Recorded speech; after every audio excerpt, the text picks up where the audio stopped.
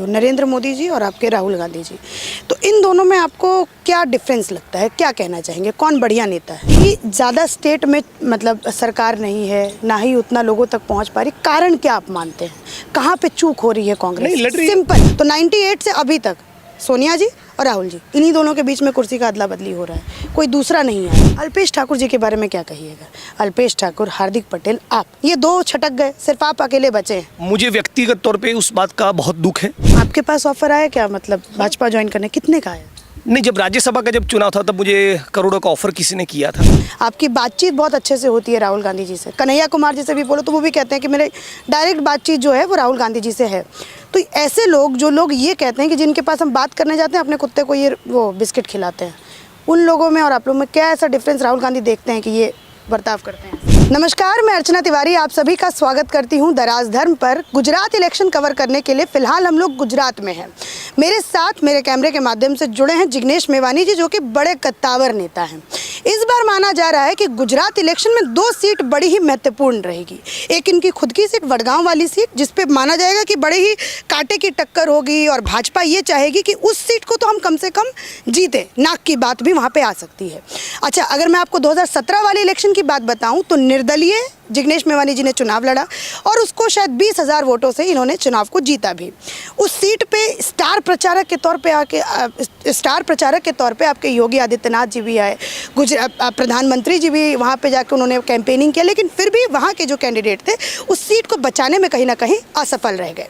तो चलिए मैं अपनी बातों पर विराम लगाती हूँ और जिग्नेश मेवानी जी से बातचीत करते हैं कि जो गुजरात में इलेक्शन में क्या माहौल है। अच्छा, इतने सारे नेता, कांग्रेसी नेता छोड़ करके जो भाजपा की तरफ रुख मोड़ ले रहे हैं, क्या कारण है और आपकी कितनी तैयारी है गुजरात इलेक्शन को लेकर, जो कि अभी 4 महीना जिसमें बाकी है? मैं जिग्नेश जी, आपका बहुत बहुत स्वागत है हमारे चैनल पे। सबसे पहले मैं सवाल यही पूछूंगी, कैसी तैयारी है कांग्रेस की गुजरात में? अच्छी तैयारी है। पिछली बार के चुनाव के मुकाबले में इस बार ऑर्गेनाइजेशन संगठनात्मक तरीके से और भी बेहतर कर रहे हैं। हर एक गांव की, हर एक पंचायत में जन मित्र खड़े किए, बूथ मैनेजमेंट का बहुत बढ़िया काम हो रहा है और धीरे धीरे करके पार्टी की सारी गतिविधियों का पेस भी बढ़ेगा। राजस्थान के हमारे प्रभारी रघु शर्मा और 2-3 साथी प्रभारी के तौर पे आए, तो सारे लोग लगे हुए हैं।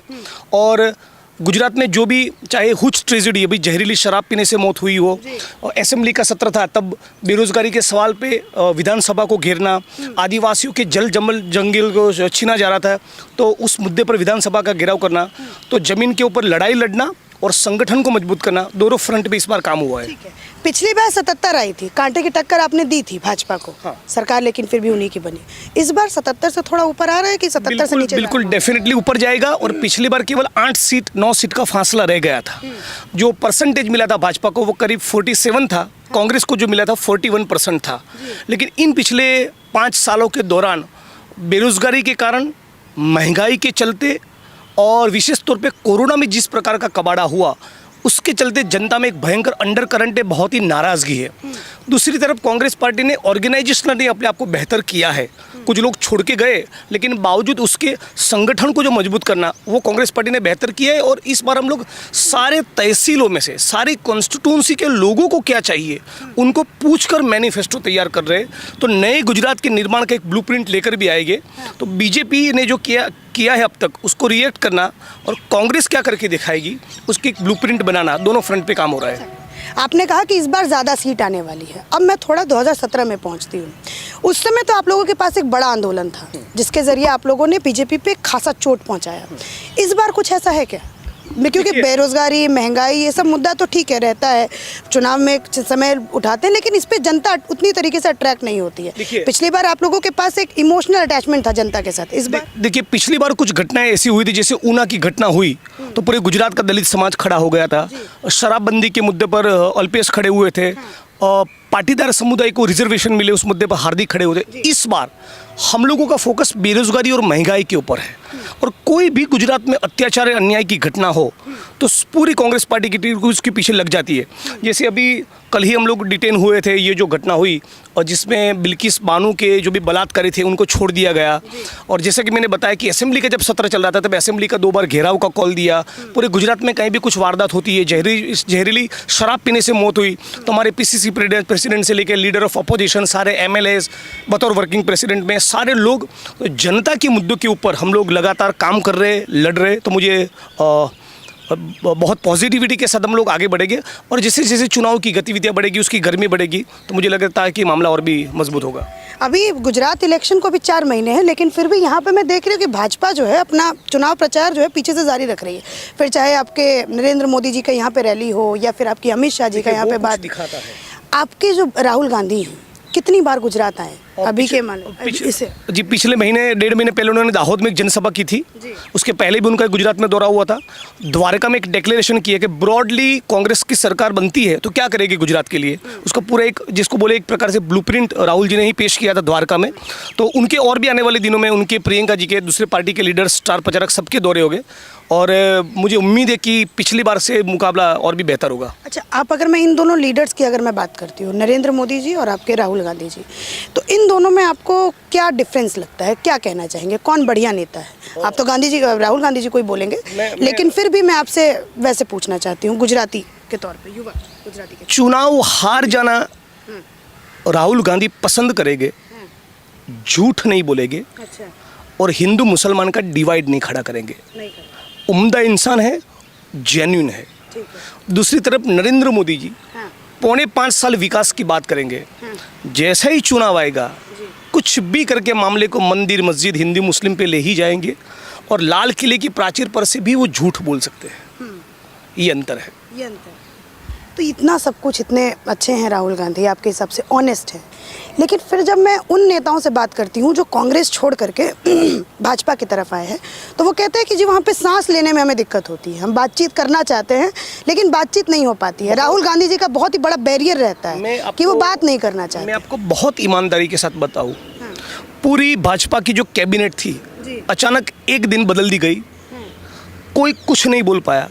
कांग्रेस पार्टी में तो कम से कम भाजपा को मत लाइए ना इसमें, आप राहुल गांधी बता रहा हूँ, कांग्रेस पार्टी में तो G23 एग्जिस्ट करता है, इससे ज्यादा डेमोक्रेसी क्या होगी? जो बार बार सवाल उठाता है, कठोर सोनिया जी को पत्र लिखता है, कठोर पत्र लिखते हैं। नबी आजाद जी को आप लोगों ने एक, मैं बताता हूँ, हाँ, कठोर पत्र लिखते हैं, बार बार सवाल पूछते हैं, असहमति जताते हैं। इतना डेमोक्रेटिक फ्रीडम जहाँ पर है वहाँ आपको घुटन महसूस हो रही है, वहाँ घुटन महसूस हो रही है। हम तो पूरा खुलकर सांस ले रहे हैं। वो तो बोलते हैं कि राहुल गांधी बात ही नहीं करते। सुनिए ना, कांग्रेस पार्टी में तो डेमोक्रेसी ही डेमोक्रेसी है। मैं तो मानता हूँ ओवर डेमोक्रेसी है। ठीक, अच्छा, मेरे दर्शकों को मैं ये सवाल आपसे पूछना चाहूँगी, क्योंकि उनका ही सवाल था, मैं ये पूछना चाहूँगी, उसका आप जवाब दे दीजिए। जो कांग्रेस के जो प्रेसिडेंट हैं वो बदलते नहीं है, बार बार यही लोग मुझसे सवाल पूछे, कभी राहुल गांधी, 98 से मैं कल पढ़ रही थी, तो 98 से अभी तक सोनिया जी और राहुल जी, इन्हीं दोनों के बीच में कुर्सी का अदला बदली हो रहा है, कोई दूसरा नहीं आ रहा है।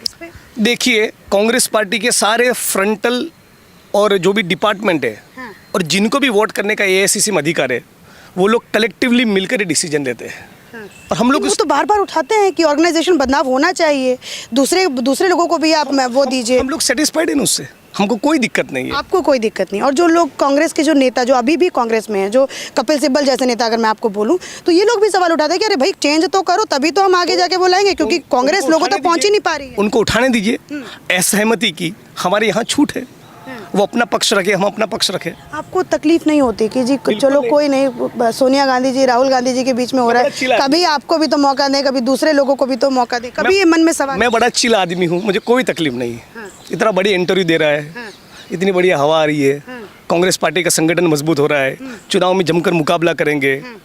एक निर्दलीय MLA को मोदी साहब को 2500 किलोमीटर की दूर जेल में डालना पड़ रहा है, तो सब बढ़िया है, पॉजिटिव है। आपका तो जनाधार है, आपको तो लोग इतना पसंद करते हैं। अभी मैं आपके क्षेत्र में चले जाऊँ तो जिग्नेश मेवानी सब आ जाएंगे आगे से कि जी जिग्नेश मेवानी ये सब बोलेंगे, लेकिन उन लोगों के बारे में भी तो सोचिए जो लोग ये कह रहे हैं कि जी हमें भी आगे मौका दो, कांग्रेस में मौका ही नहीं दे रहे हैं, राहुल गांधी जी हमें आगे आने ही नहीं दे रहे। मैं उसका सही जवाब दे रहा हूँ। दलील के तौर पे पार्टी में आपको कोई नेता आगे नहीं आने दे रहा है।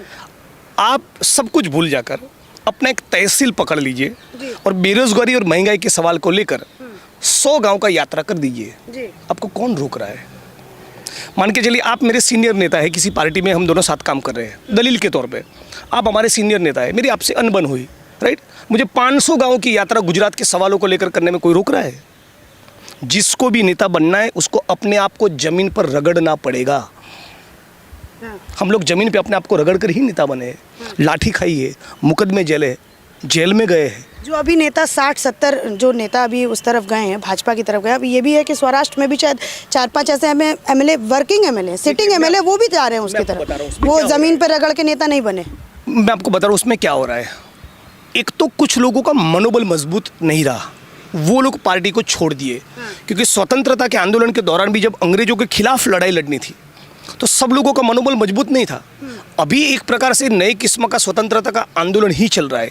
जिस प्रकार से ईडी, सीबीआई, पुलिस प्रशासन सबका जो गलत इस्तेमाल हो रहा है, जिस प्रकार से हमारे डेमोक्रेटिक इंस्टीट्यूशंस के ऊपर हमला है, संविधान और लोकतंत्र के ऊपर हमला है, तो सबके में अंदर वो जज्बा नहीं है, तो कुछ लोग छोड़कर जा रहे हैं।